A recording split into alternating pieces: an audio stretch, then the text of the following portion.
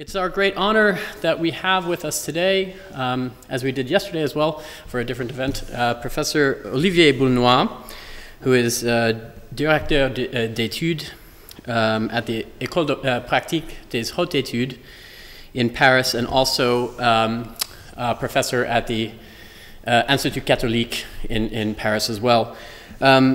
Professor Boulnois is a specialist of medieval Christian thought, and specifically of Duns Scotus and of Augustine. I will just rehearse very briefly some of his many publications. He has quite an impressive list. Duns Scotus sur la connaissance de Dieu et l'Université de l'Étang by Presse Universitaire de France, 1988. Duns Scotus, La rigueur de la charité, Paris Surf, 1998, Généalogie du sujet de Saint-Anselme à Malebranche, Paris Vran, 2007, and Au-delà de l'image, Paris Édition du Seuil, 2008, for which Professor Boulnois was awarded the grand prize from the Académie Française. More recently, Métaphysique rebelle, genèse et structure d'une science au Moyen Âge, from Presse Universitaire de France in 2013. We also are very fortunate to have with us today two respondents, two panelists, our own Professor Willemien Otten, Professor of Theology and the History of Christian Thought, also Director of the Martin Marty Center for the Public Understanding of Religion, and Professor Jean-Luc Marion, Andrew Thomas Greeley, and Grace McNichols Greeley, Professor of Catholic Studies, Philosophy of Religion and Theology. My role in this event is to moderate. That is, I will try to keep track of time. We will have 45 minutes for the paper from Professor Boulnois. We will then move to responses from Professor Otten and Professor Marion, and then we'll have some time left over for a question and answer period. So Professor Boulnois has generously agreed to share with us a paper on the concept of freedom entitled "What is Freedom?" So please join me in welcoming Professor Boulnois.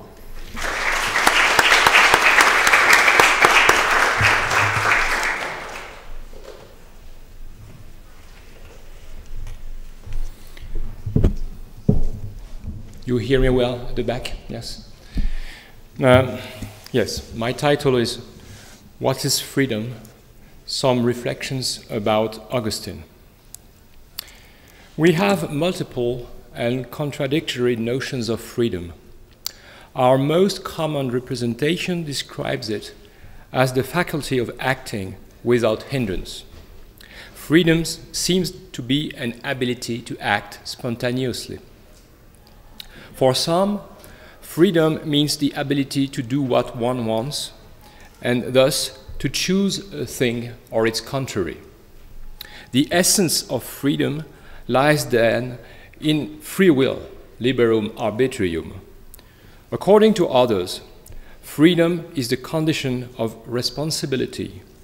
I must answer only for actions that depend on me. According still to others, freedom consists in a resolute decision in favor of what appears to me good. And the free man is the one who can only do good. So much so that the dimension of choice seems to have disappeared.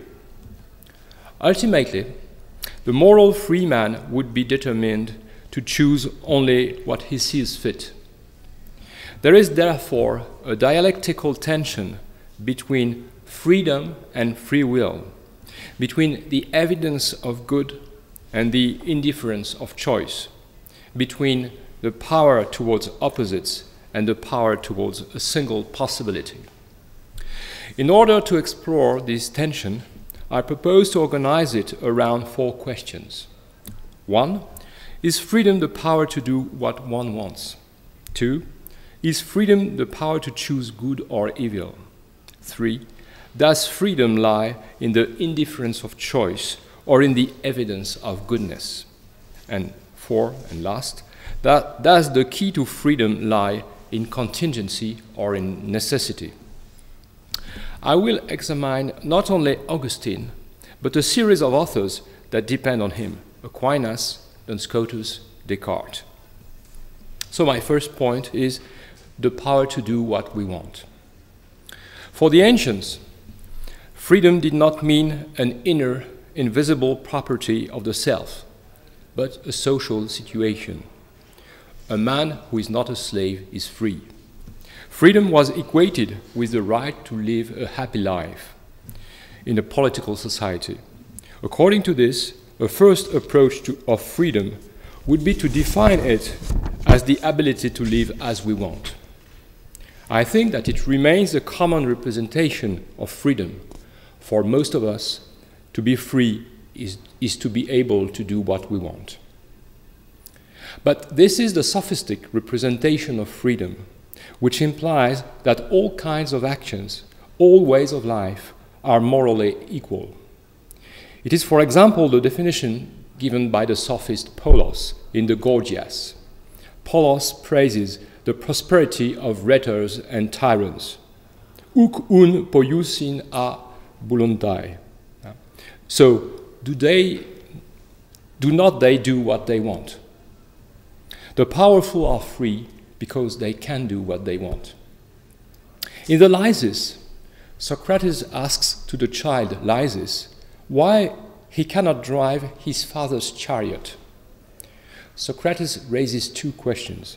First, I quote, "According to you, is he happy, a man reduced to slavery, if he is not allowed to do anything he desired?" Plato criticizes here our first definition of freedom, mirroring the social definition of slavery. The free man acts without hindrance. Freedom and happiness as consisting in doing what one wants. But his spokesman, Socrates, insists on the irony of Lysis as a child. He is supposed to be free, but it is a slave who leads his chariot, and even his mother does not let him touch her spindles. This leads us to the second question. I quote, "They want to see you perfectly happy, and they prevent you from doing what you want." So, the political dimension of freedom and slavery is still in the background of Plato's reflection, but it is reversed by his irony. This son of a free man is a slave, and his slave is freer than he is. The motive and the key of his slavery appear soon, and they indicate how to get rid of it. There are many things he does not know, and it is in the field he knows that he can do what he wants. He will drive the chariot when he shall know how to drive. So for Plato, only the one who knows can be free. Therefore, the key to real freedom is science.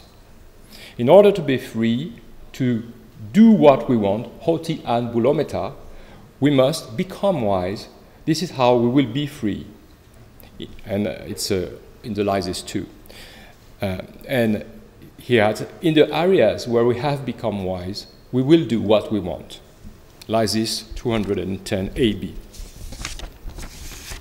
Hence, the sophistic definition of freedom is only a formal definition, a blind evidence, an empty tautology that can be filled with anything.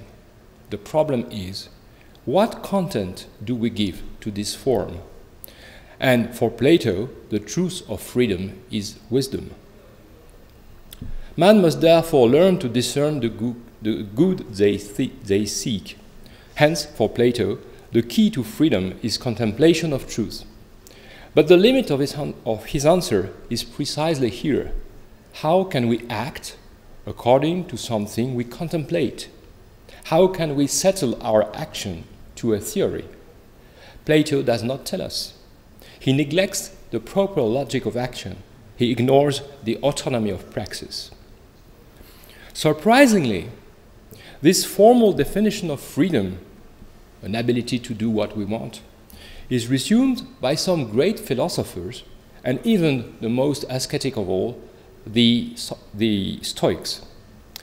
The famous beginning of Epictetus' Discourse 4 says, first sentence, He is free who lives as he likes, hos bulletai, who is not subject either to compulsion, to restraint, or to violence, whose pursuits are unhindered, his desired successful, his aversions unincurred.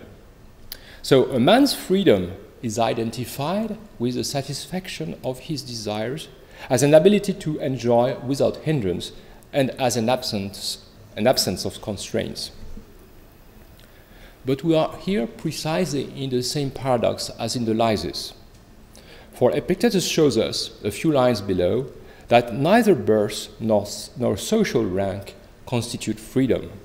No nobles can be born free and be slaves of pleasures that do not depend on them, while he himself, a former freed slave, remains free even when he is in the irons. Thus, the metaphor becomes a concept.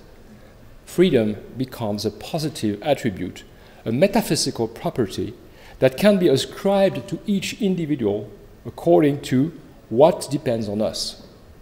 Hef hemin, to hef hemin. But the real problem remains. How can we get what we want?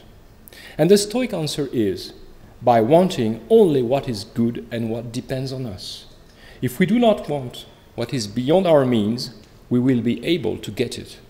And if it is good, we are sure to get what is good. It is precisely that Cicero explains in his Hortensius, a text transmitted by Augustine.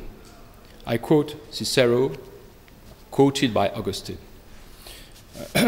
Here, not philosophers, but men who are well versed in discussion say that those who live as they want, qui vivant ut ipsi velint, are happy. But it is wrong. In fact, to want what is not appropriate is what is most unfortunate in itself. And not getting what you want is less unfortunate than wanting to get what you should not. Indeed, the evil of the will, pravitas voluntatis, affects a man more than fortune does him good. So, Cicero's knowledge of the beginnings of philosophy is here very accurate. These non-philosophers, well versed in discussion, are clearly the sophists. Their formal definition of freedom leads us to a dilemma. Is it better to get what we want, even when it is not good, or to pursue goodness, even when we don't get it? Cicero, the Stoics, and Augustine answer without any hesitation. Freedom to will is not is not goodness in itself. Therefore, it is better to will what is good, even if we do not get it, than to get what we want, even if it is evil.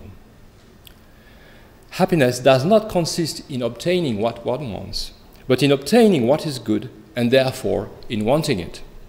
Those who want evil and have the power to do what they want even become worse. The Augustinian answer to the question appears thus as a synthesis of Platonism and Stoicism. It's in the De Beata Vita after this quotation of Cicero. De Beata Vita 2:11. What then does a man have to get in order to be happy, said I. Augustine is rehearsing what he had said.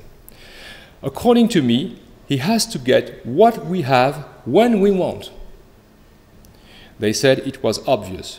It must therefore be, said I, something which always remains and which does not depend on fortune, and must not be subjected to any accident, casus. For all that is mortal and decaying cannot be obtained by us when we want it, and as long as we want it. So, according to Augustine's analysis, real freedom is happiness, and it is obtained when we wish only what is good, what depends on us, and what remains without decaying. Therefore, this permanent good is God. In order to get what we want, we should want only God. The Platonic contemplation of science and ideas is superseded by the contemplation and love of God. Wisdom is now ordained towards a singular object. So I come to my second point, the ability to choose good or evil. In his researches on human freedom, Schelling defines freedom as the ability to choose good or evil. Das Vermögen des Guten und des Bösen. This looks like a classical definition of freedom. If freedom is a source of moral responsibility, it is responsible for our good and evil deeds. But if we have a closer look, we will remember that it is precisely the definition Pelagius proposed for freedom. Pelagius supported the idea that our freedom is an ability to do right or wrong. Possumus peccare et non peccare. It's in the De Natura. We can sin and not sin. We are created by God with this double-sided possibility to do right or wrong, to choose good or evil. And since it is in our nature, we cannot lose this innate ability. I quote Pelagius once more. But because the power not to sin does not depend on us, and even if we wanted not to be able not to sin, we could not be able not to sin. So according to Pelagius, even if we do wrong, we keep the power of acting rightly, because our double-sided freedom has been given to us by nature and we cannot lose it. And as you know, Augustine will defend the other idea, the other that we can lose this ability of choosing what is good. Because for Augustine, this is the wrong account of freedom. Freedom means first and foremost that we choose between different goods and act accordingly. The whole of our life is a pursuit of happiness. We cannot say that we can will happiness or not. The whole action of our life is the desire for the whole goodness. Therefore, our freedom is not double-sided, bivalent. Free choice is our way to get what is good for us. I quote the De Natura et Gratia of Augustine, chapter 49, 57. What would he think if someone else said, because it depends on us not to want to fall in unhappiness, we can as well want it as not want it? And Augustine adds, nevertheless, we cannot absolutely want it. We cannot want to not to be happy. So our freedom is directed towards goodness, not towards good and evil. And if we choose evil, it is through a failure, by a lack of freedom. In this case, our freedom is a causa deficiens, not a causa efficiens. It is a lack of causality, not an efficient causality. Our freedom has destroyed itself and we become slaves of our bad choices. This is why we can speak of a divine freedom. God cannot sin. Therefore, God has not the ability to sin and not to sin. He has a one-sided freedom, which is the ability not to sin. This idea will remain the cornerstone of Anselm's De Libertate Arbitrii. The power to sin is neither freedom nor a part of freedom, says Anselm. It's chapter 1. According to Augustine, the key of our action is our free will, liberum arbitrium. If by it, I mean free will, I act badly, to whom should this evil be attributed is not to me, if not to me, excuse me. The problem is that of attributing moral predicates. How can we go back from good or bad actions to the self as good or bad? By focusing on what is in us the source of action, the will. If an action comes from the will, I can be praised or blamed for it. Hence, the will becomes the support for actions whose merit is attributed to me. For the whole history of metaphysics from now on, it founds the ethical identity of man. The will is superposed on the desire. It is our will that allows us to consent to it or not, on the model of the Stoic assent. But why add a will to desire? Why is freedom assigned to the will? By associating free will, liberum arbitrium, and will, voluntas, Augustine succeeded in his synthesis between two traditions, the liberum arbitrium of the fathers and the metaphysical concept of voluntas. Therefore, free will is not primarily an ability to a good or an evil choice. It is the ability to choose between various goods, which belongs to the will itself. The will desires goodness. I quote, it's in the De Sermone Domini in Monte. There is no will but in what is good, for when it is evil, and one speaks properly of covetousness, cupiditas, and not of will. So, to do evil, to choose evil, is not a form of freedom, but a defect of freedom. Consequently, the capacity of evil acts flows from the will insofar as it can fail, insofar as it is nothing, a want of will, but not of the will insofar as it is without blemish. Even if this point is generally obliterated by translations, Augustine speaks of willing badly, male velle, and not of willing evil, malum velle. For him, the expression voluntas mali has no sense. A search in the Library of Latin Texts shows that the expression voluntas mali appears for the first time in an anonymous commentary of the 9th century. It is repeated by Abelard and then Thomas Aquinas. But even Aquinas says that the voluntas mali is not a first principle of action, since it is always a will for goodness diverted by passion or by bad habits.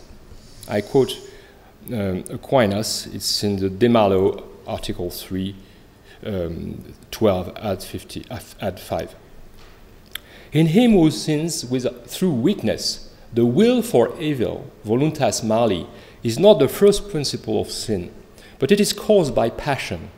But in him who sins maliciously, the will for evil is the first principle of sin, only because he is inclined by himself and his own habitus to the will for evil, and not by an external principle. So, it's the will which is diverted by passion or obliterated by our habits. It's not the will in itself. Moreover, we must remember that the term free in Augustine and Aquinas does not mean an absolute term, but a relation, even if it is a negative one. To be free is to be loosened from, to be detached from something else. Freedom has no absolute meaning in itself. Augustine, citing Paul, Romans 6:20, emphasizes that we may sometimes be, I quote, free from righteousness and slaves of sin, and sometimes free from sin and slaves of righteousness.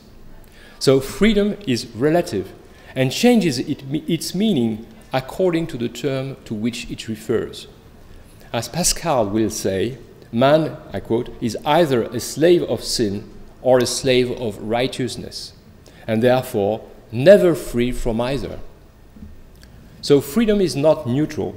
It is not absolute independence. It is always mixed with detachment and attachment.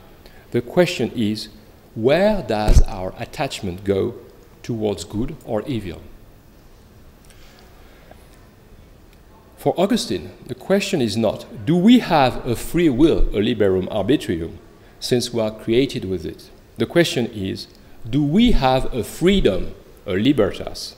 That is, the power to enact what we want, for example, the power to love God. Pelagius and Augustine grant that grace is a gift of God. But for Pelagius, sin is only an evil use of free will. It does not diminish our free will nor our freedom. Hence, grace is reduced to the forgiveness of our evil deeds. On the contrary, Augustine takes literally St. Paul. I quote the De Natura et Gratia, quoting himself Romans 7:18. To will is present with me, but how to perform that which is good I find not. So, for Augustine, the will itself is corrupted by sin. It has become powerless. It needs grace to be itself, that is, to be a power. So grace gives the powerless will the power to act well. It renders its power to an important power. God is not only the one who orders man to act rightly, he is also the one who enables him to do so. Da quod iubes et iube quod vis is the motto of Augustine. Give what you order and order what you want. Therefore, grace gives us the ability to perform what we will when we will something good. It renders real the freedom of our will, which is freedom for goodness. We cannot seek goodness if we are not attracted by grace. Augustine links grace to pleasure. Grace is an attraction. Grace makes us find pleasure in such or such action. That is why we will seek it and perform it freely. Taking this argument to the extreme, the virtuous man is truly free, but his acts are almost necessary. Augustinian freedom looks akin to Aristotelian virtue. According to Aristotle, the virtuous person has the habit of doing good deeds. He possesses at the same time a right desire and a true reasoning. However, even if it is very rare, it remains possible for Aristotle that man loses such a virtue. Augustine and Aristotle agree on one point. Freedom is precisely not contingency. So I come to my third point, indifference. At the same time, in freedom, there is always an element of choice. Is it the principal or the less important element? We know the famous analysis of Descartes in his fourth meditation.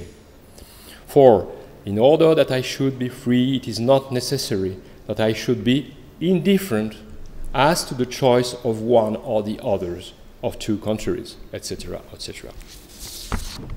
The more freely, tanto liberius, the more freely do I choose and embrace it, the more I recognize it, the more freely I choose and embrace it. So, end of quotation. So freedom is not only indifference, understood as the ability to choose the contraries, in utram que partem. It is also the movement through which I lean toward one or the other. This movement can be motivated by the evidence of the object or by the divine grace. It is nevertheless free. And the more it is caused by reason, the more it is free. So, Descartes distinguished clearly between a negative and a positive sense of freedom as indifference. The negative sense of indifference is the situation of balance, when we are not inclined or impulsed toward one object more than the other. The positive sense of indifference is the ability to determine oneself towards one side more than the other. It's in the letter, I will quote the letter to Marion, 9 February 1645. It seems to me that the word indifference, when used properly, stands for the state will is in when it isn't carried in any one direction by the person's knowledge of what is true and what is good. But there may be people who understand indifference in another sense, namely as a positive faculty or ability to choose to do X or not to do X, to affirm P or to deny it. I have not denied that the will has this faculty. So Descartes admits that there is also a positive meaning of freedom. The first indifference, a negative one, is the lowest degree of freedom, since it is not motivated by goodness, and goodness is the object of our choice. Here, Descartes remains an Augustinian. But there is another meaning of indifference. It is the ability to determine oneself. It is freedom as self-determination. And the second indifference, a positive one, is present in all forms of freedom, not only when the state of affairs is balanced, but even when we choose what appears to be best. It is a dynamic and spontaneous power, a property of the will.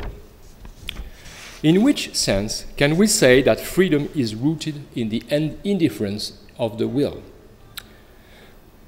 In order to understand that, we must go back to scholasticism.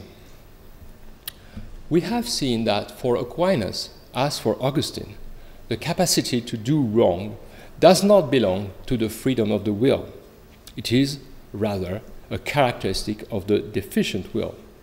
So, the essence of freedom, ratio libertatis, says Aquinas, is not the ability to do evil, but it is the ability, I quote once more, to do this or not to do it, facere hoc vel non facere, or to do this or that, hoc vel aliud. But Aquinas, more than Augustine, thinks in terms of consistent natures. Freedom is first and foremost an intrinsic and inalienable property of the will, the ability to do something or not to do it, the power of contradictories, and to do one thing or another, the power of opposites, which is depicted by Aristotle in Metaphysics 9:5. So in the De Malo, question 6, he identifies the first with a freedom of exertion, exercitium actus, and the second with a freedom of determination, determinatio actus. So freedom of the will has two aspects. First, the ability of acting or not acting, and second, the ability of doing such and such, the power of contradictories and the specification of our power. The first one, the triggering of action, comes from the will which moves itself. The second one, the determination of the kind of action, comes from the object represented to our intellect. There is a double meaning of indifference, the indifference of acting or not acting, the indifference to doing this or that. Once we agree that we have active powers for Aquinas, he says that the whole concept of freedom, ratio libertatis, depends on the mode of our knowledge. Animals, of course, have different behaviors, but they do not have the freedom because they do not rise up to the consideration of the absent contradictories. So animals have a certain indifference in their actions, but they do not have a real freedom.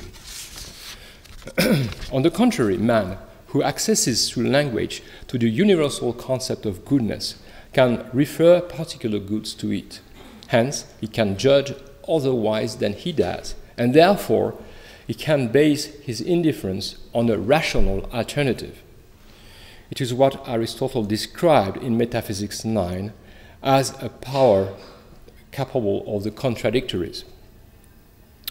What is the root of freedom? Aquinas conceives this root in a way that articulates two aspects. One, the root of freedom is the will as a subject, but as a cause, it is reason. So the subject of freedom is the will as an ability to choose. Free will, but it is rooted in reason, which is the faculty of representing the contraries. So man is free because he is rational.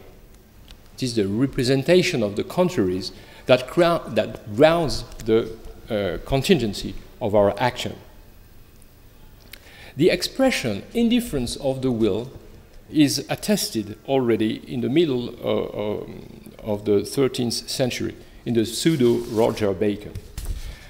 But even in Thomas Aquinas, there is a concept of indifference. Since we can represent a multiplicity of particular actions as falling under the aim we pursue, our reason represents indifferently many courses of action. I quote, De Malo, question 6. The form which is thought is universal, and under it a multiplicity can be understood.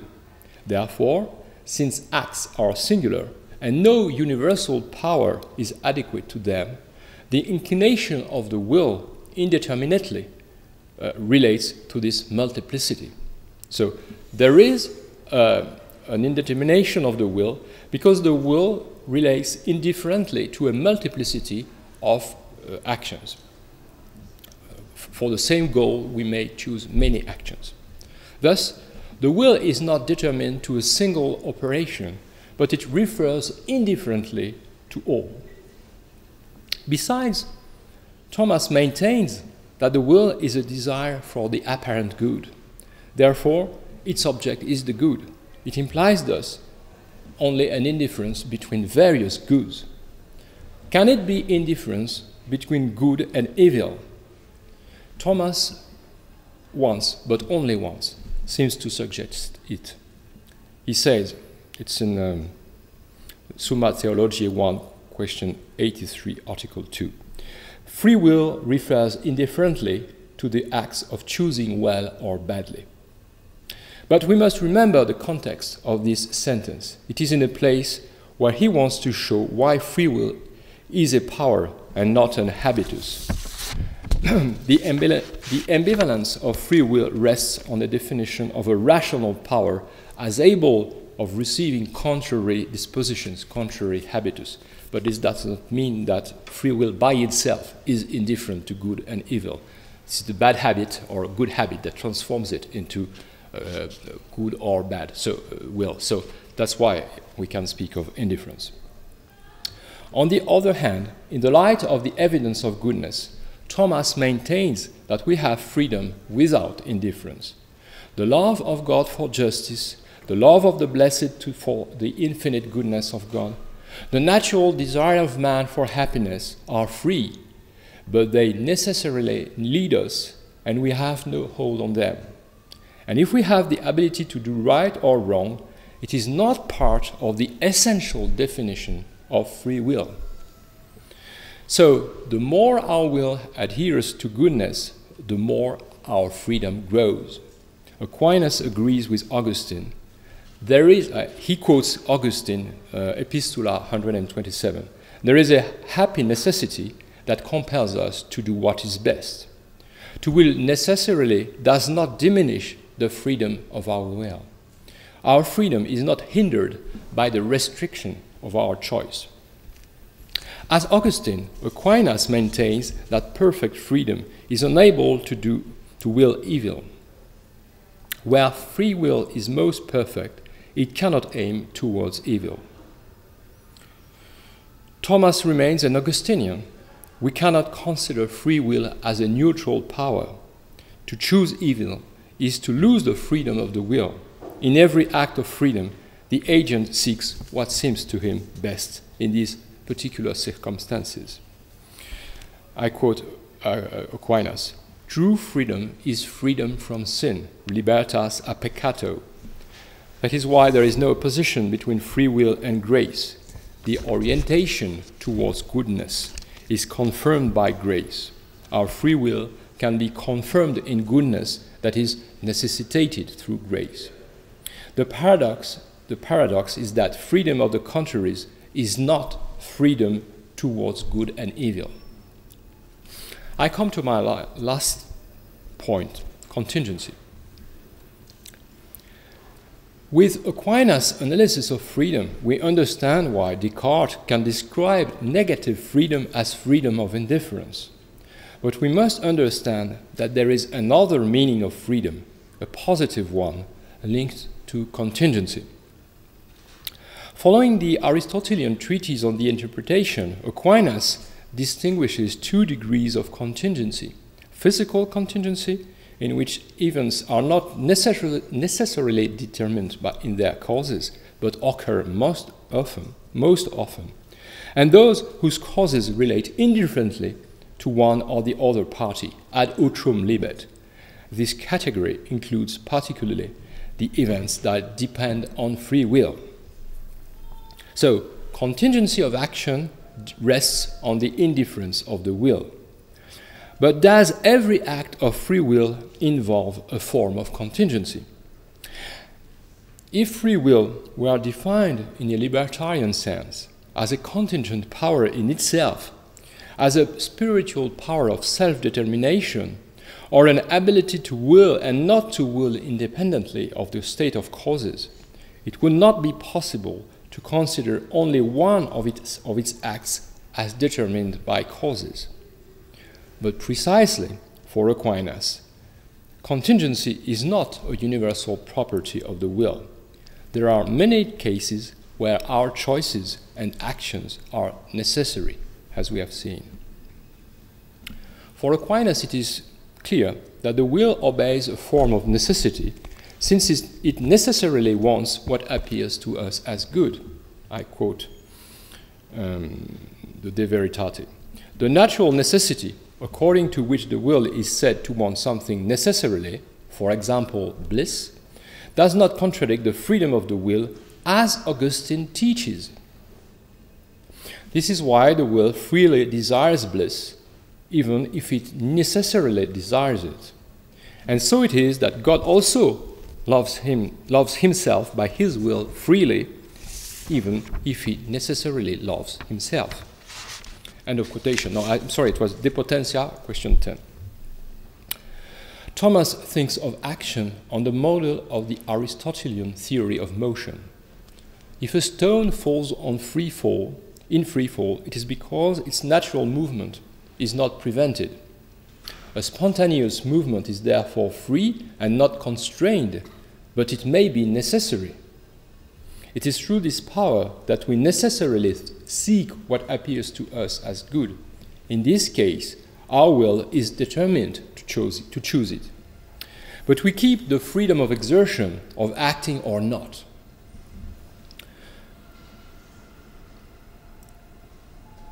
Since Henry of Ghent, one generation later, freedom of determination is called freedom of the contraries. We want something or its contrary, while freedom of exertion is called freedom of the contradictories. Acting or not acting are contradictories. A turning point towards neutral contingency of the will appears with Duns Scotus. It is based on three fundamental theses. 1.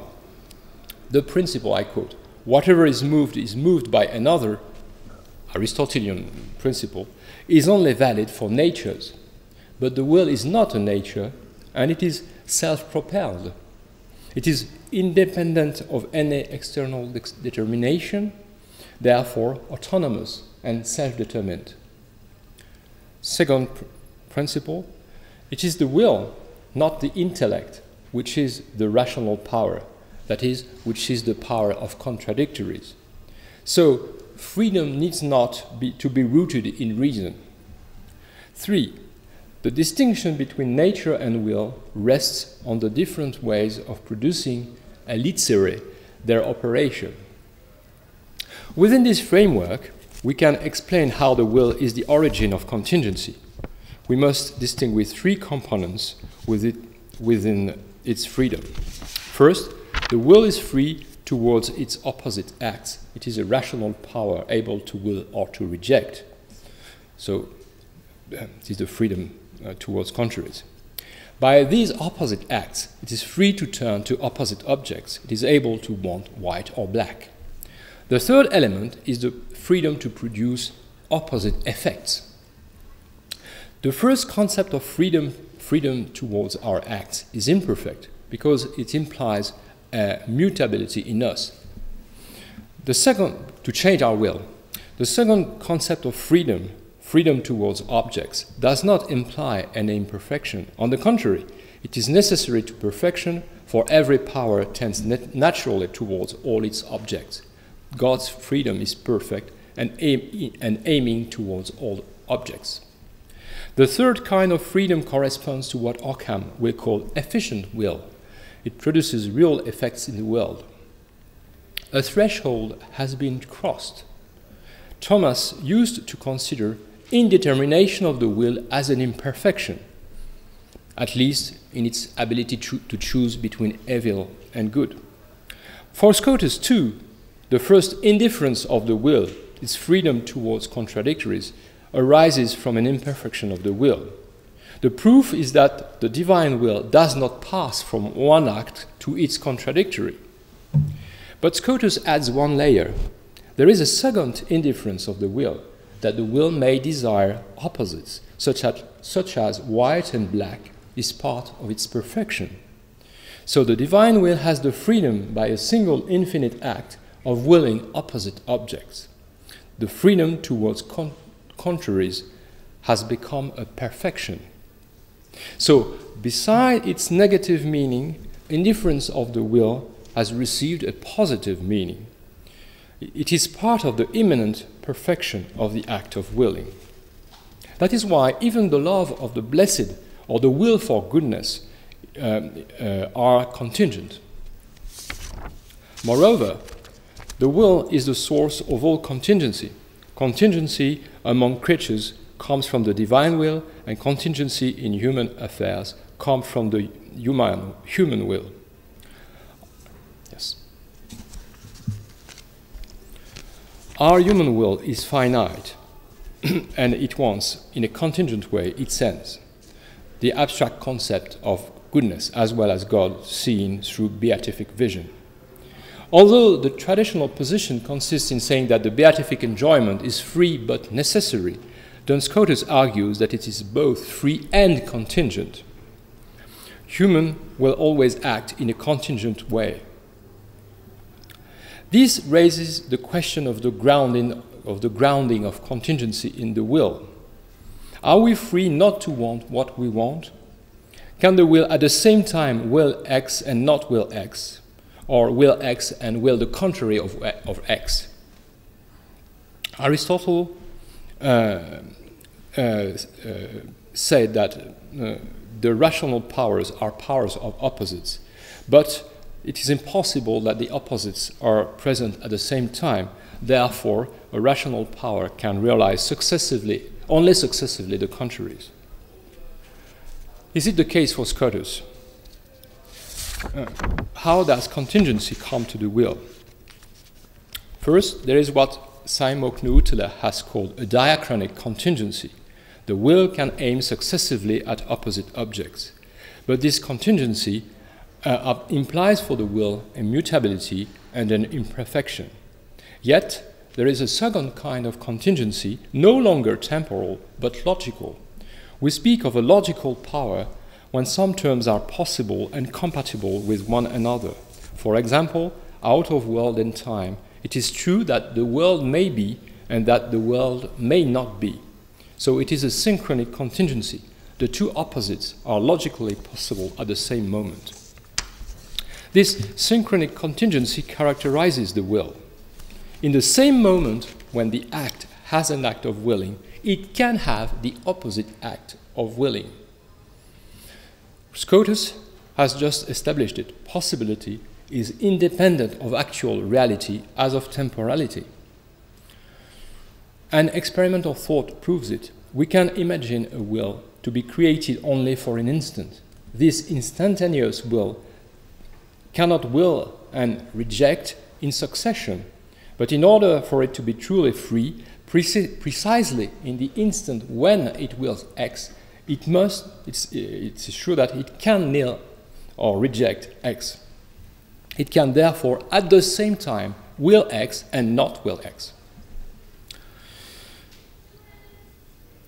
So, when the will wills, unlike all natural causes, it produces its effect contingently, not necessarily. So, Duns Scotus rejects the Aristotelian principle of the necessity of the present. In the De Interpretatione, what is, when it is necessary.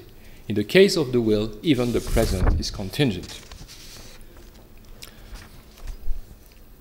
Peter of Haye, a nominalist of the end of the 14th century, takes stock of this history when he interprets a famous expression of Saint Bernard, freedom is libertas a necessitate, the liberation from necessity.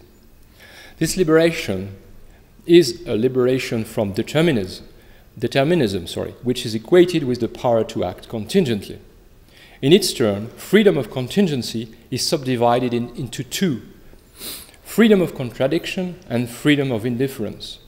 Freedom of contradiction, libertas contradictionis, is the intrinsic dimension of freedom implemented by Duns Scotus, its ability to act or not to act contingently at the same time. This is what Descartes calls positive indifference. According to Peter of Haye, freedom of indifference implies an additional character. A will is so indifferent that it is no more inclined to one part of the contradiction than to the other. It indicates a perfect balance between two opposing desires.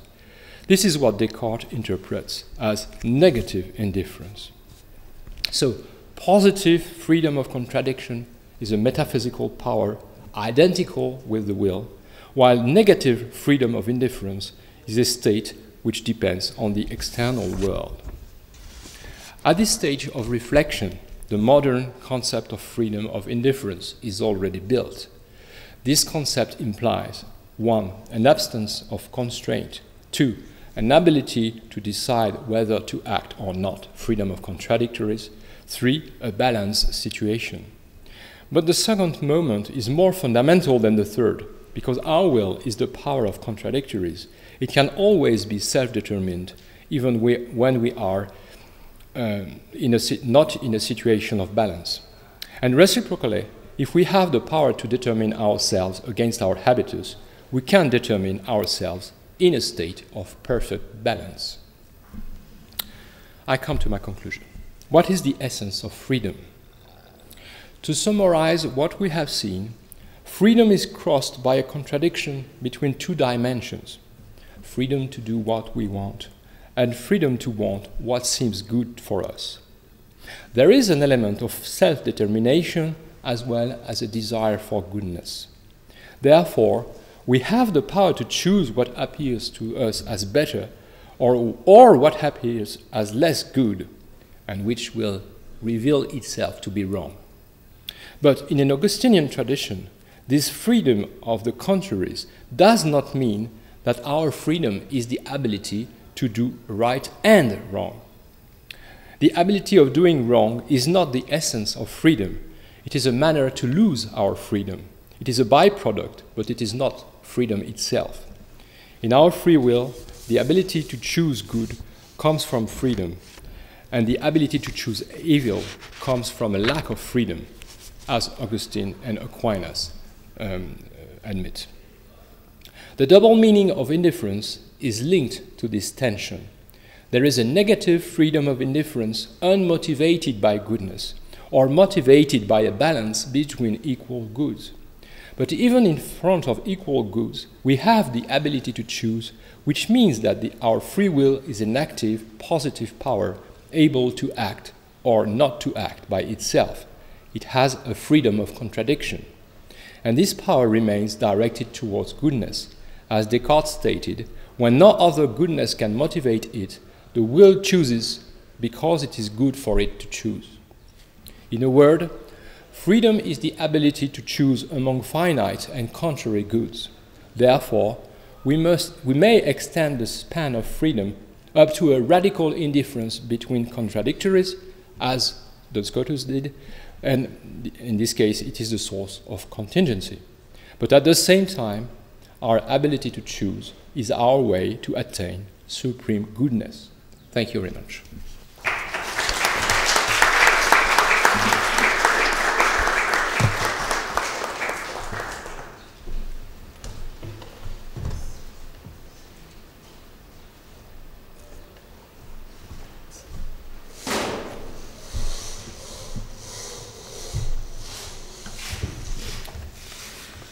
Thank you very much, Professor Boulnois, for your clear comments and your well-chosen title, What is Freedom? Some Reflections Around Augustine.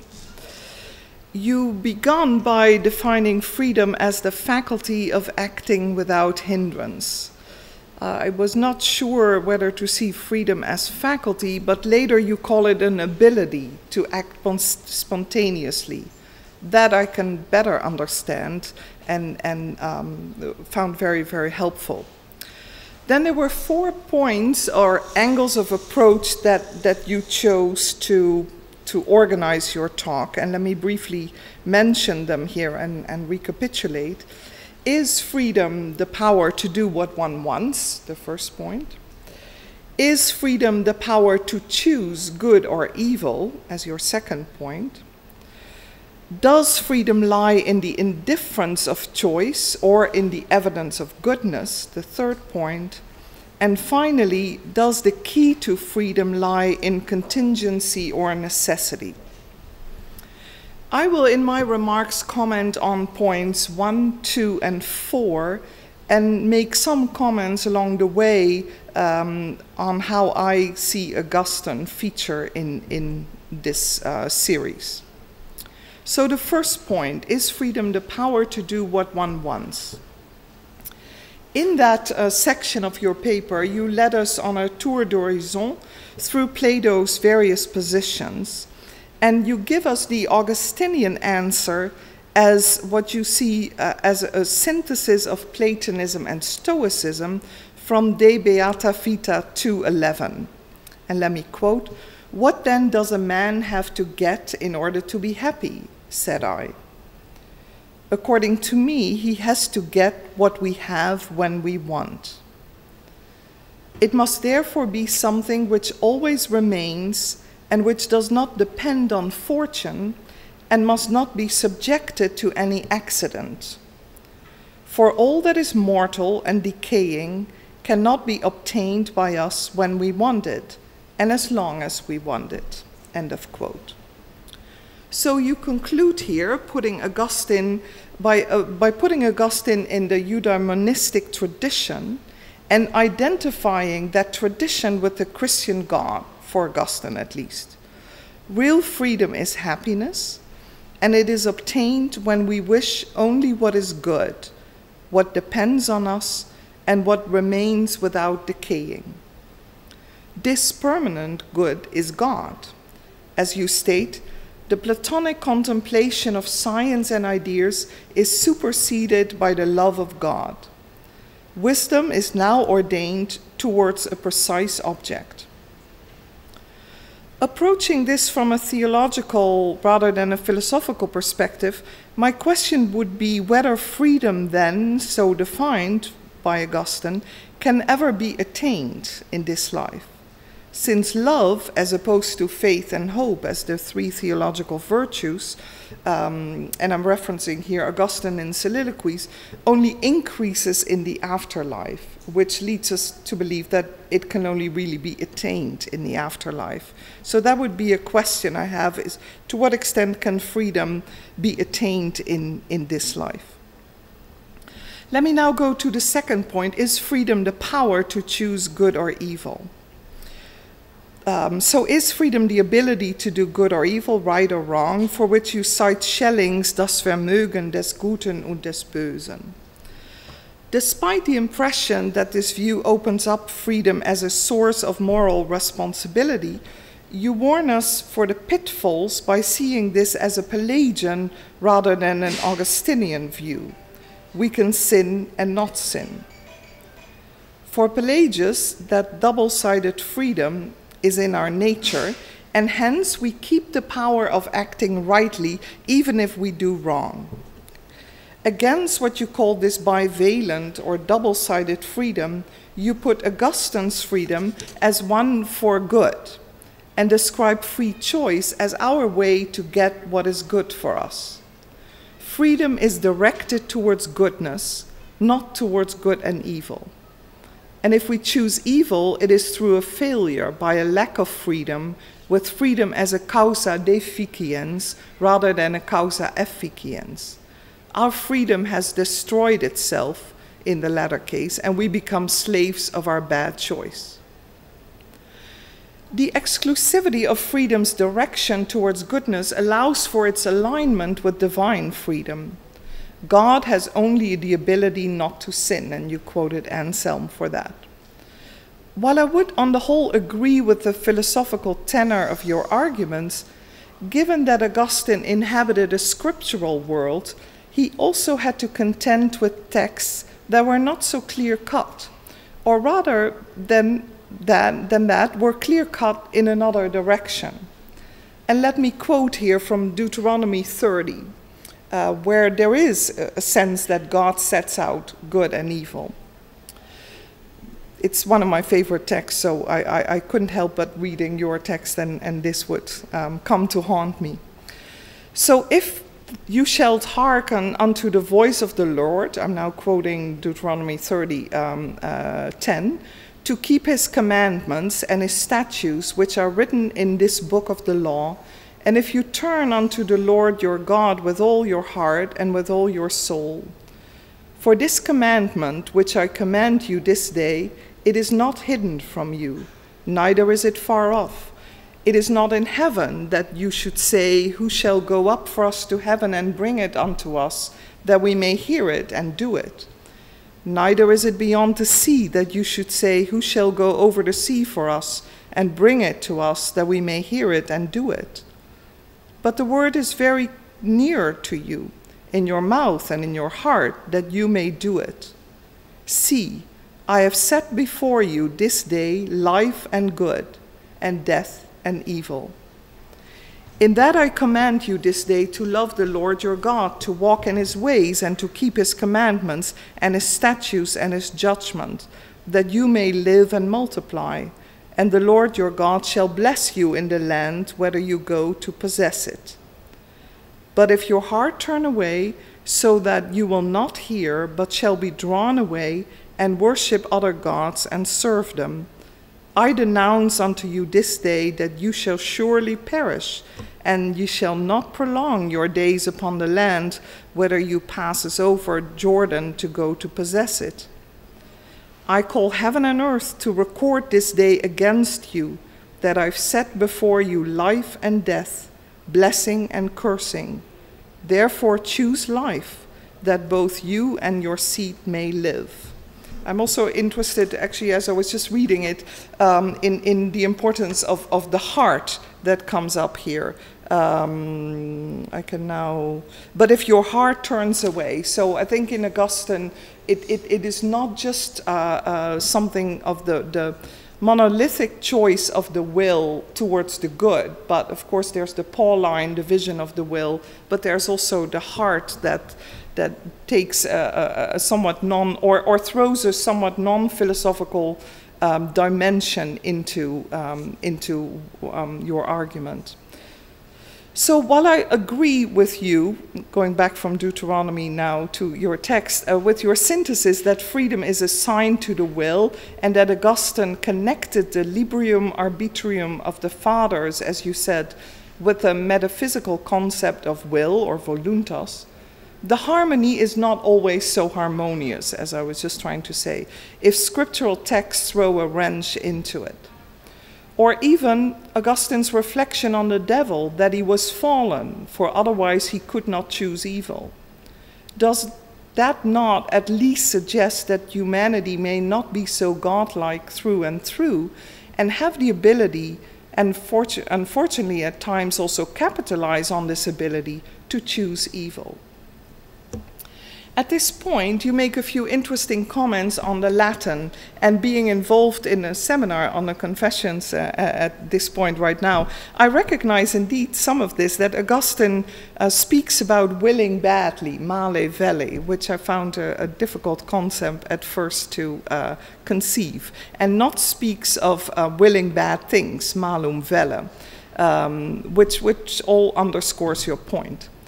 I do not have a problem also with making a connection with Aquinas, but I do think that you are not correct, if I may say so, in quoting Abelard here, because Abelard doesn't really talk about voluntas mali, which Aquinas does mention, and which you explained as a will towards evil, but arguing that Aquinas does not see it as the first principle of action, since it's always a will for goodness diverted by passion. Abelard, however, does not talk about voluntas mali in that sense, foreshadowing Aquinas, which he does in other respects, actually, precisely in terms of ethics. But he talks about voluntas mali operis, so the will to do a bad deed. And actually, let me read what he says here from his Ethics 1:9. But perhaps you will say, this is Abelard, that willing a bad deed is also a sin. It renders us guilty before God, just as willing a good deed makes us just. As a result, in the same way as there is virtue in a good will, so there is sin in a bad will. And there is sin not only in non-being, but also in being, just as with virtue. For just as by willing to do what we believe pleases God, we do please him, so by willing to do what we believe displeases God, we do displease him and appear to affront or scorn him. What I think Abelard is doing here, and in ethics more broadly, is that he's not really talking about a will towards evil. He's very concerned to separate really the willing of a bad deed from sin, because sin for him involves intention and a desire to scorn God, as this translation has it, or the desire to insult God. Hence, he can make the distinction that the Jews' killing of Christ was indeed a bad deed, but for him it was not a sin, since they did not intend to scorn God, right?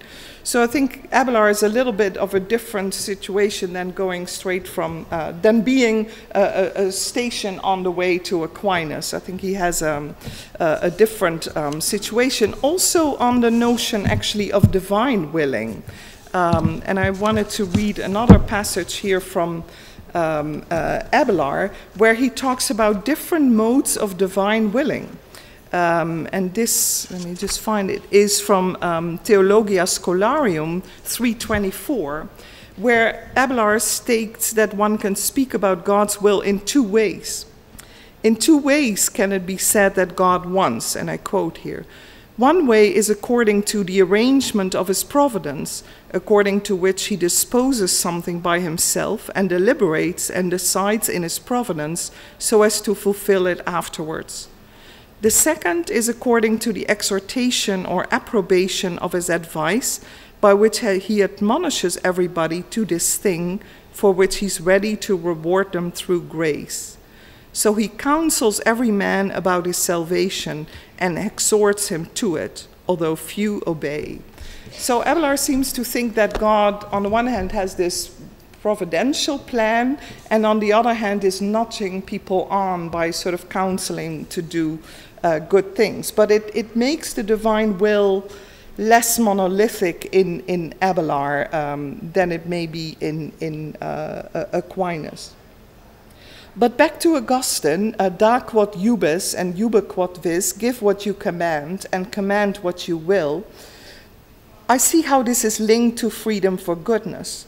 But back to Deuteronomy, how can we rule out from the divine side that this is not a predestinarian choice along the lines of Paul's Jacob I loved and Esau I hated? I think that the alignment of the human will and the divine will, in a way also expressed by Abelard in the lairdness of divine willing, but in Augustine certainly in the insistence on the Pauline notions, is problematic. And I'm not so sure that it can that simply be solved. I'm not sure then to say that Augustinian freedom for me looks akin to Aristotelian virtue. In fact, Augustine's idea is that we can still get wrapped up in distractions even after his conversion and his baptism. He says at one stage how he still likes to see a lizard catch flies, or how in the field he likes to see a hare go after lizards or something, and in that sense gets wrapped up in the thrust of concupiscence, if you will. And it makes me worried, and that's the point I wanted to make, that grace is not a panacea for Augustine in that it inoculates him against any kind of relapse. His is not an ethics that believes in the perfectibility of habit. Okay. So then finally a few comments, short comments on the fourth point, which was, does the key to freedom lie in contingency or necessity? Yes, so skipping to the last point of contingency, I wanted to bring in an Anselmian distinction, between what Anselm calls necessitas praecedens, antecedent necessity, and necessitas sequens, necessity that follows, which he uses in Cor Deus Homo, why God becomes man. Because basically Anselm argues that when Christ chose death, it was a voluntary choice and it was not imposed by God on him, right? And at the same time, because it's a divine choice, it's ruled by necessity. But Anselm calls that necessity sequens. It's the necessity that I speak because I'm speaking. So I'm not conditioned by having to respond that I speak. It's a free choice that I speak because I speak, right? And my final question to you is, to what extent would it be possible, also on an Augustinian viewpoint, to align freedom with necessity rather than contingency, as you do towards the end of your talk, right? The latter, the move towards contingency, and I'm not commenting on Duns Scotus, Descartes, etc., I see more as foreshadowing a modern phenomenological turn with respect for the event, the saturated phenomenon, and the like. But the Anselmian preference for Christ's voluntary obedience as an obedience towards death, cast as necessitas sequens, has a monumental beauty to it, which I do not want to disaffiliate from or disqualify as an act of supreme freedom. And with that, I will end my comments.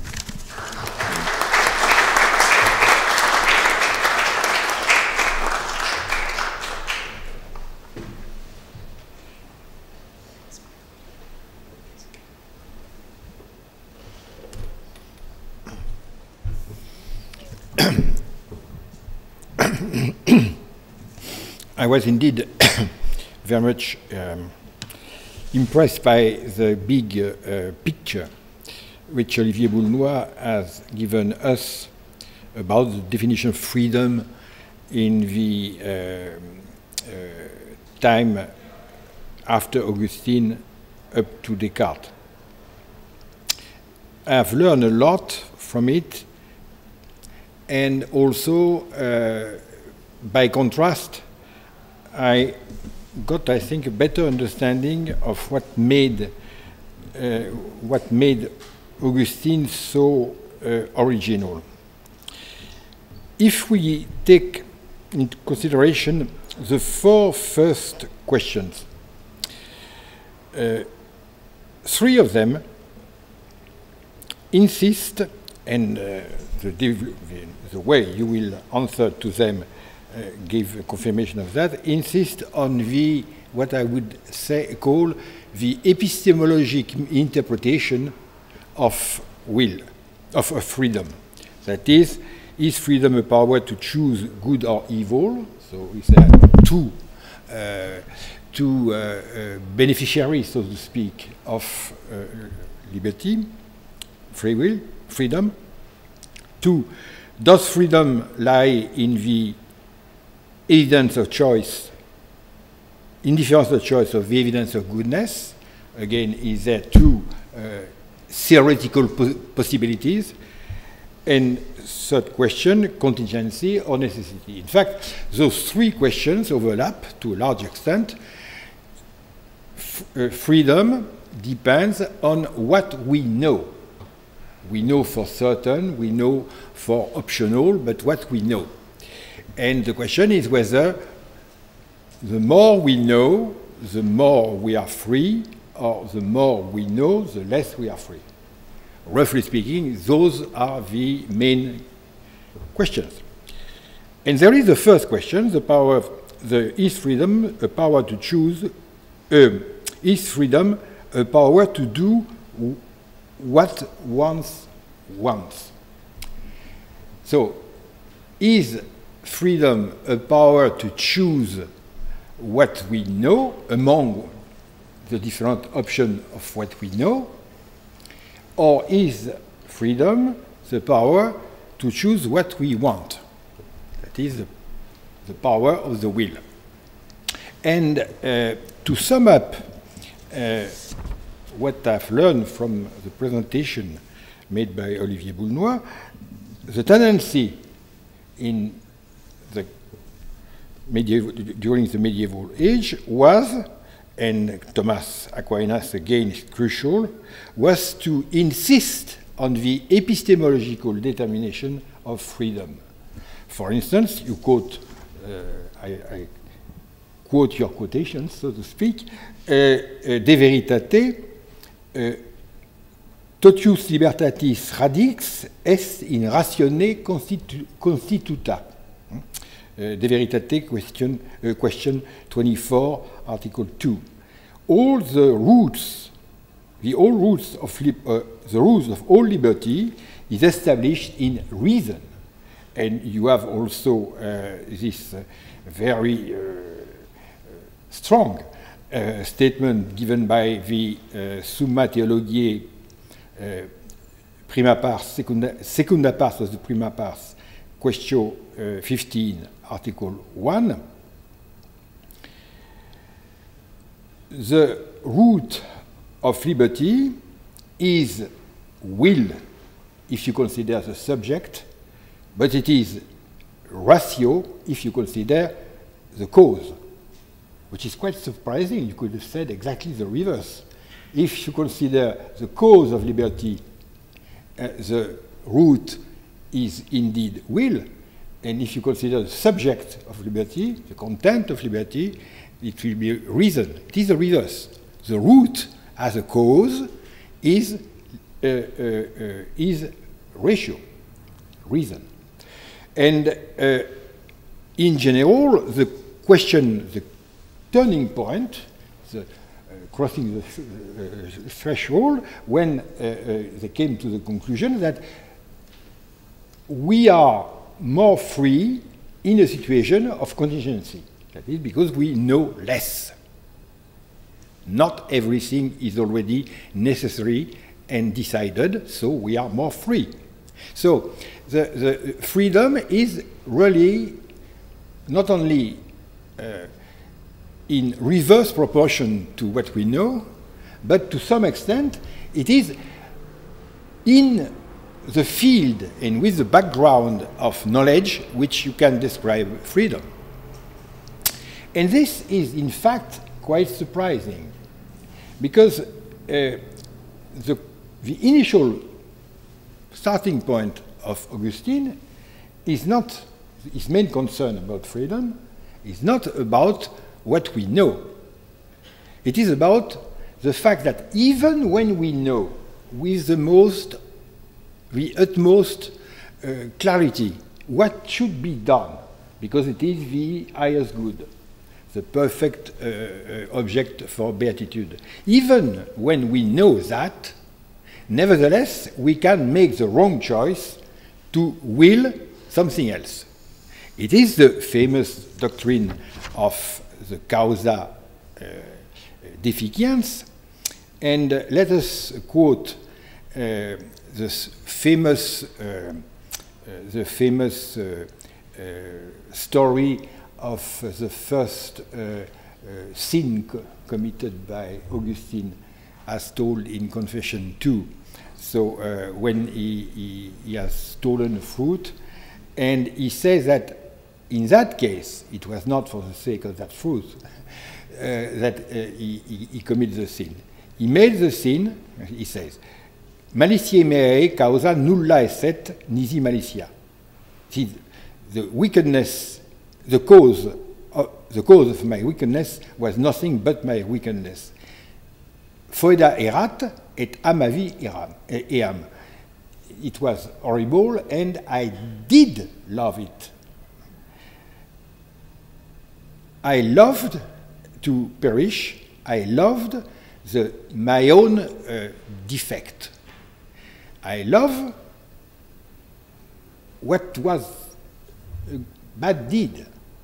And let us remind us about the question, I love my defect.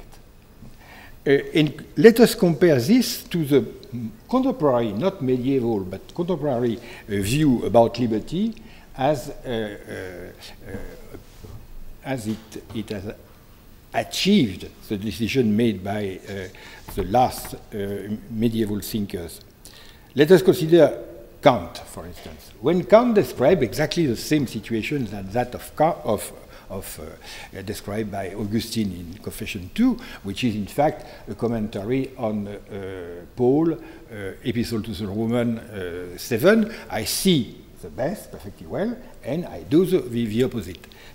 And when Kant describes this in his description of radical evil in the religion in Europe within the limit of pure reason, he makes a distinction, which is very well known, a distinction about description of the so-called radical evil, and he says that, in fact, we can describe the situation of evil for man by making a distinction between the fact that we know what is good and we do what is evil. This is the Bösartigkeit, the viciosity of will. But our evil does not go that far as to become Bösheit, malicia. What would be malicia, Bösheit? I remember you that malicia is the very word used by Augustine in Book 2. It is a perversity. The perversity would be, I quote Kant, to love evil for the sake of evil. And Kant says that, no, we are wicked, but not to that point. we are evil, but we are not perverted.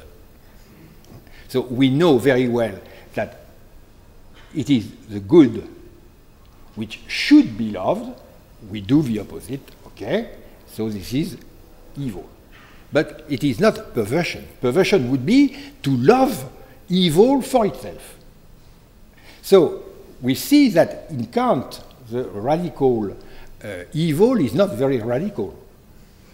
It is not very radical because he keeps the rule that the question of liberty, good and evil, is about knowing.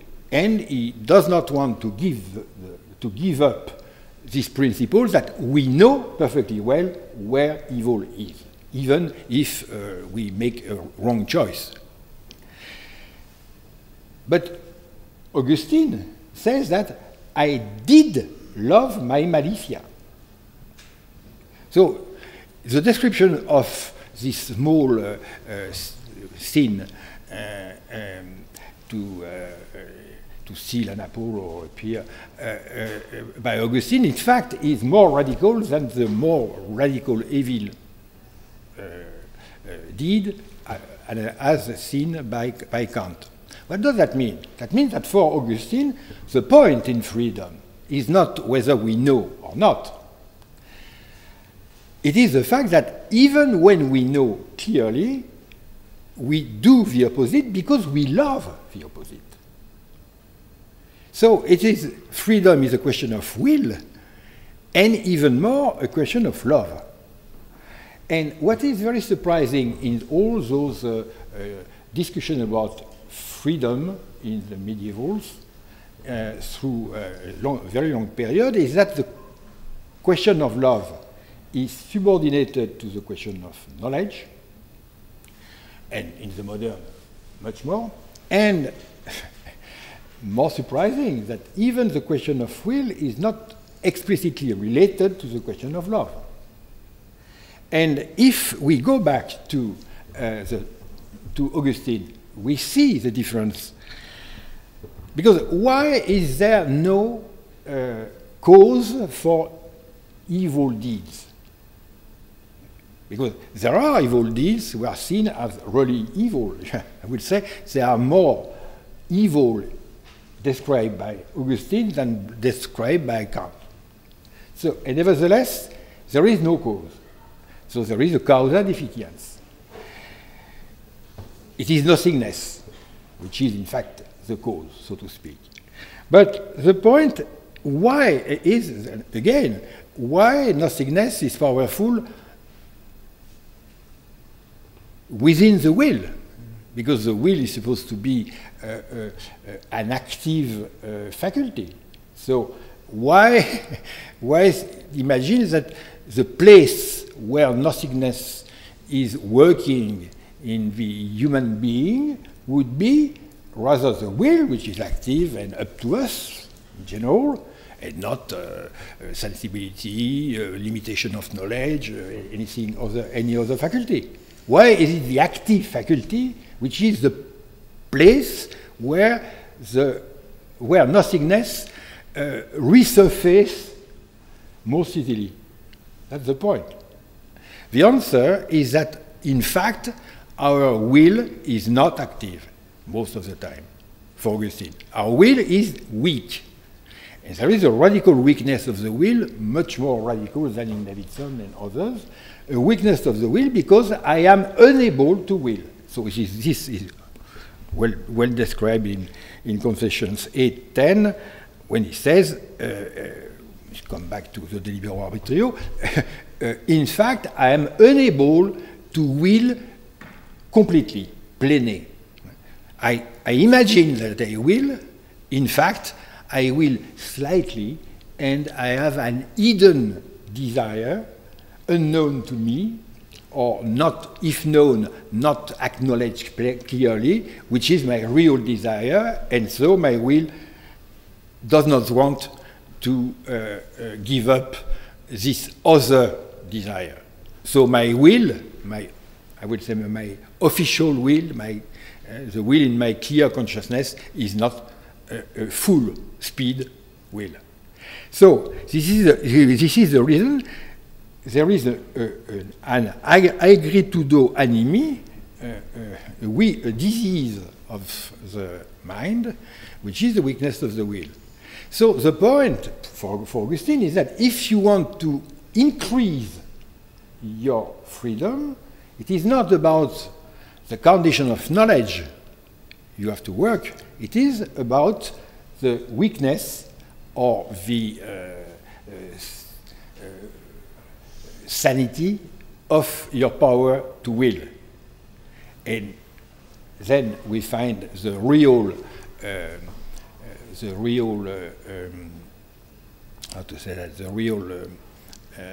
the core of the question of freedom, which is to have a strong will, a stronger will. And how is it possible to have a stronger will? It is by loving, because the definition of the real will, the definition of love is that it is a strong will, vehementer velle, or vehementia voluntatis. This definition of a strong will being equivalent to love, that is, there is no other way to have a greater will, a stronger will, that is to reach a stronger freedom than to love. In the case when we love what we will, our will is stronger, and we are more free. So this is explained in De Trinitate, Book 10, 11, 15, 21, and there is a long tradition, including Willemien of Saint-Thierry, De Contemplando Deo, section 18, or 6, or Speculum Fidei, 14, where the text is I read, vehementia voluntatis amor dicitur, or nil aliud est amor quam vehemens in bono voluntas. So, vehemens voluntas, that is a powerful will, not a weak will, is the way, that is love, is the only way to increase our freedom. So in that case, indeed, there is an epistemological dimension of the question of freedom, but it is really second to the main concern, which is to increase the power of willing. And it is not by a lack of contingency or a lack of knowledge that we have a limited freedom. is because of a lack of caritas, of vehemence voluntas. And I think this is the contrast between doctrine of Augustine with some consequences in the 12th century and so, and between this origin and the tendency to over-intellectualize the question of freedom, making it a result, so to speak, of the debate about necessity, contingency, and so on, which will lead to the conflict between liberty, freedom, and grace, indeed, is very surprising. So again, and thank you for this demonstration, all the medieval thinkers are not traditional.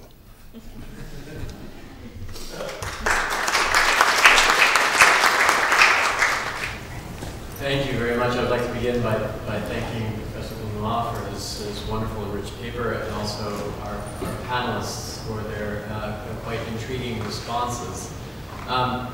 I'd like to move now to the question and answer period of our events, but not before offering Professor Boulnois perhaps a chance to say a few words in response to the very rich responses we've had already. Thank you for both of you, and it's a sort of Diltheian moment, because Dilthey says that to interpret somebody is to understand him better than he did. So that's happened to me. You have understood me better than I do.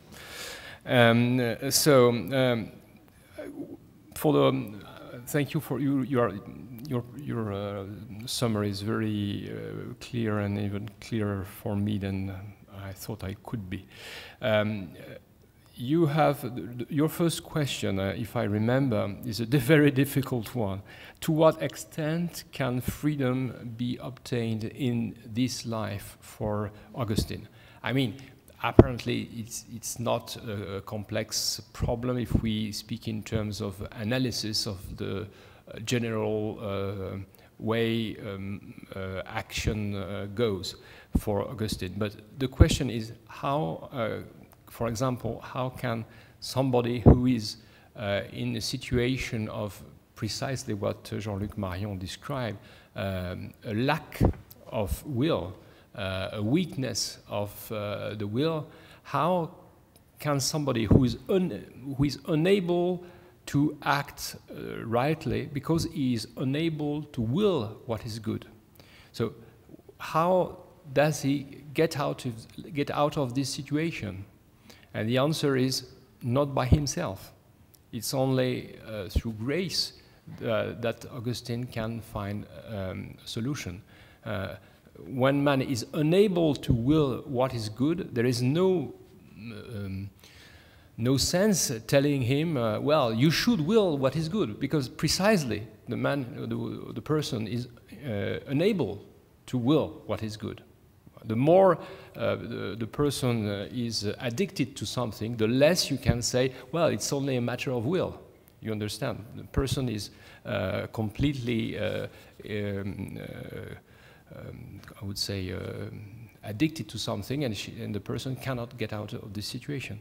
So there is no philosophical. Apparently, the first level of the answer is that there is no philosophical way out of this situation. The answer is grace. But at the same time, Augustine is a very precise and clever thinker. At the same time, Augustine is perfectly conscious that it's not enough to ask for grace. There are very interesting texts, for example, sermons of Easter. People were baptized during the night of Easter, and he said, it's not because you have received grace that if you have a tendency to spirits or if you have a tendency to something else, you will be cured today. So there is also a human part of the effort. So Augustine is always more complex than we think. That's a general point of view. So that would be an answer to your question, but I agree totally. It's a very difficult question that deals with predestination, original sin, grace, etc. But I didn't deal with that. And thank you very much for the reference to Abelard. I only wanted to say that the expression voluntas mali does not appear for a certain time, before a certain time. But if in this case it does not mean that voluntas mali, it's even more in my sense. So thank you very much for the precision. What else? I don't know. Now I will answer to Jean-Luc Marion's remarks. Maybe Kant is an Aristotelian in this situation. When Kant says that we are evil, not perverted, we must remember that in the Nicomachean Ethics, Aristotle distinguishes between what we would translate maybe as weakness of the will, akrasia, which is the impossibility to do what is good even when one knows what is good. So this is exactly the situation Augustine tries to explain. And at the same time, there are some small passages where where Aristotle says, sorry, well, my explanations are not convenient for bestiality, for people who are completely perverted.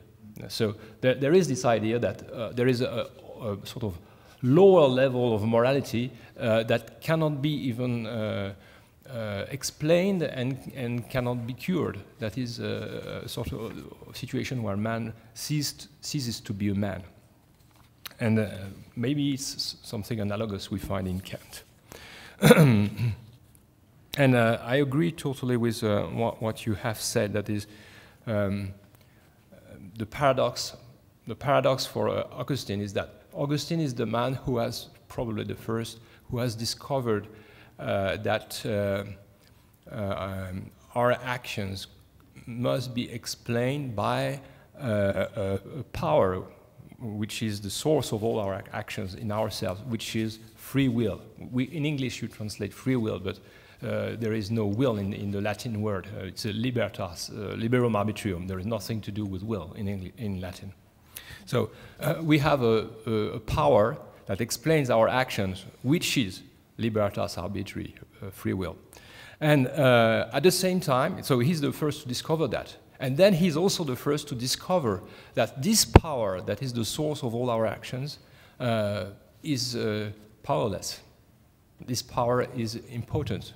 We should have this power of doing all good actions, but in fact, we are unable to that.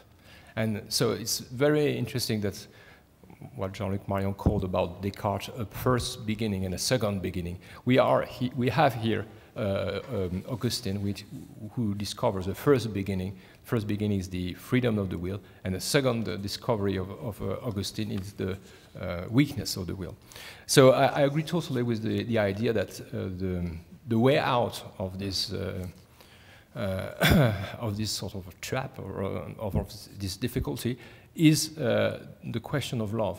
It's clearly the vocabulary of the will in Augustine is always linked with the vocabulary of desire and love. So we will, the more we will do good, the more we love it, the more we are free.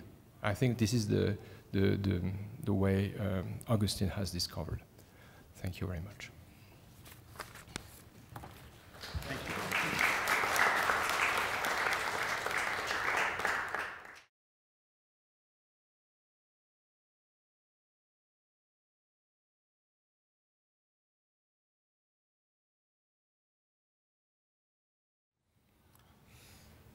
Well, I sort of made a sort of phenomenological epoche about the council documents. I wanted only to deal with philosophical dimension. I didn't either deal with the theological dimension of Augustine and the others.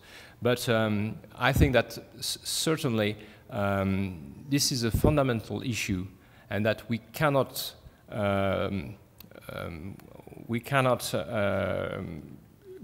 get to these recent texts without understanding that behind them and under them, beneath them, there is a theory of freedom that has to be elaborated.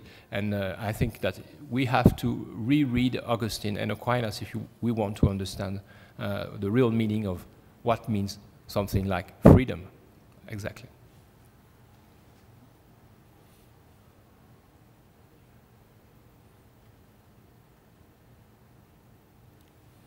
The question of the meaning of freedom is, I would say, almost a political or social question here and everywhere. I mean, what does it mean to be free? To be free, is it to do what one wants, etc.? So we are generally confronted with people that are convinced that this is the good definition of free will, or freedom at least. And we must remember that the whole philosophical tradition knew this definition, but rejected it. So it's very interesting.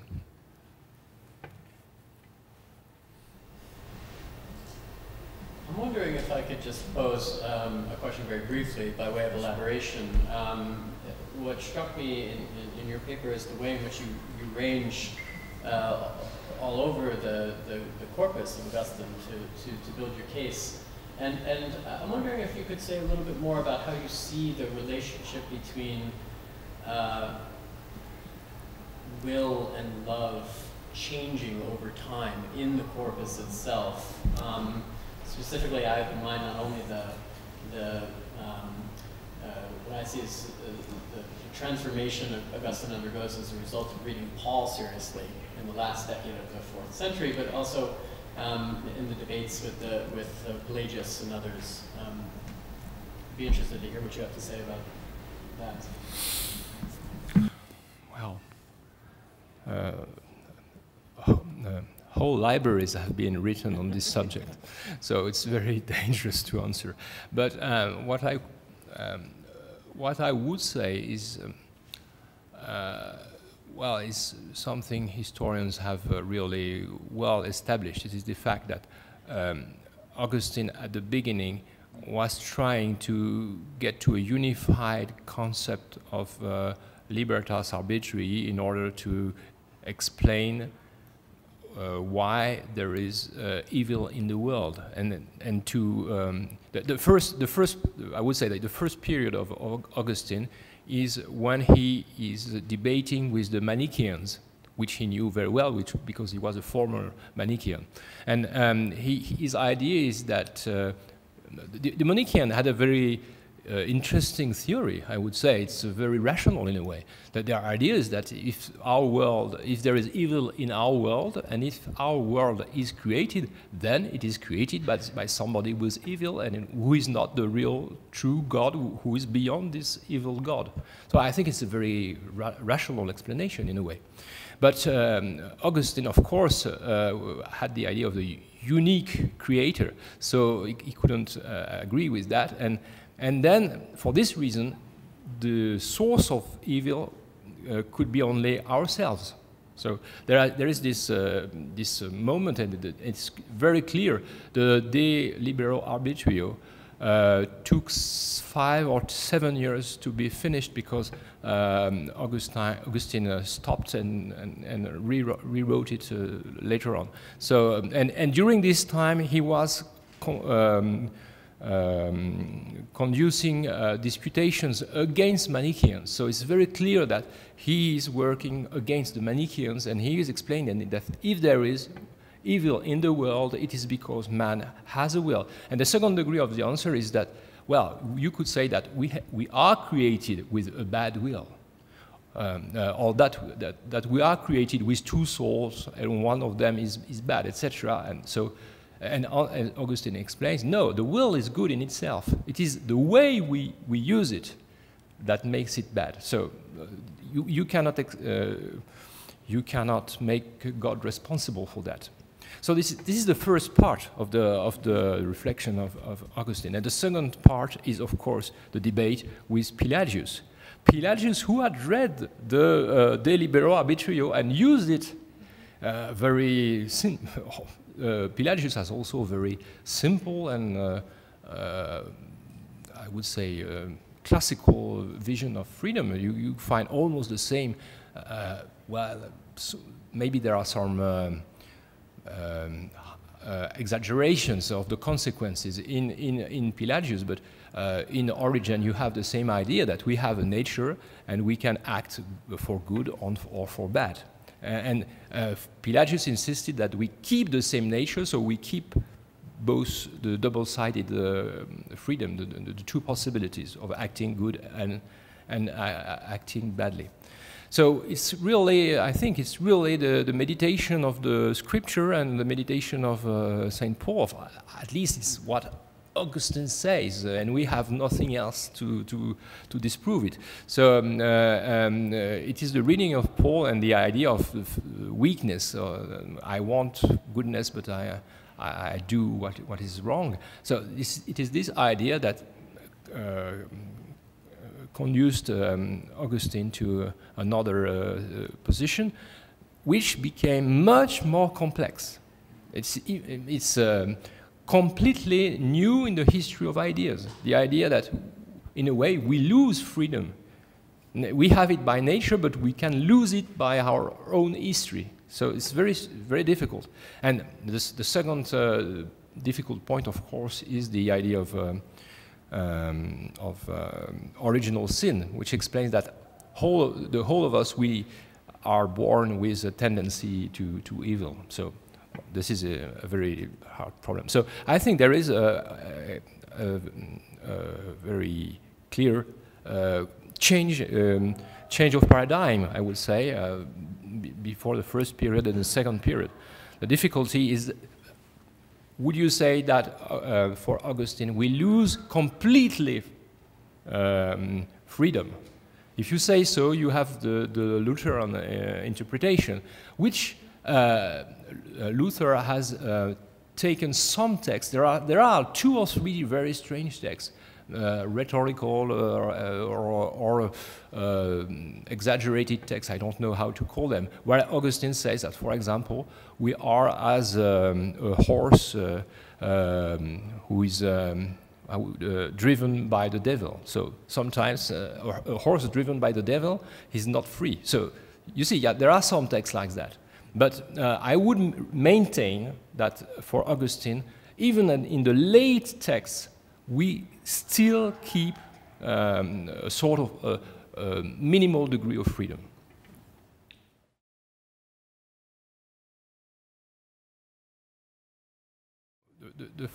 I think the first important point was to say that that is precisely why Augustine remains against Pelagius. Our will is directed towards goodness, and if we do not want what is good, we are not having a real will. It's a no will. It's not a will.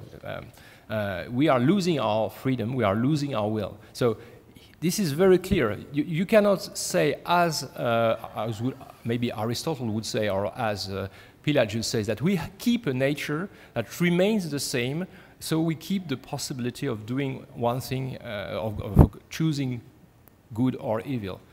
If we choose evil, we lose free will. That is very, very clear for Augustine. So that's what I wanted to say. But of course, what happens is that we choose what appears to us as good, but maybe as less good than the real good we should choose, and for this reason, it appears to be wrong.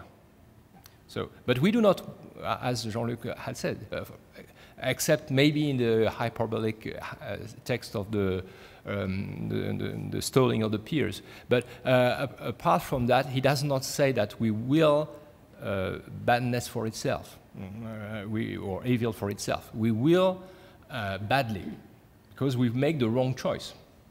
And it's the same. And to will and to love is the same act for Augustine.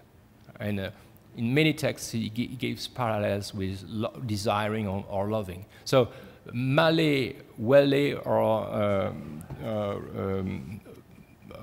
wrongly will or badly love, for him is completely synonymous. So it can happen. And as you have said, when the first time we fall, we may be taken in a sort of aspiration, and the more we will choose the same wrong object, and the more we will fall. That's possible, of course. There is this dramatic element in Augustine. Our love, our will, our love is for the better and the worst.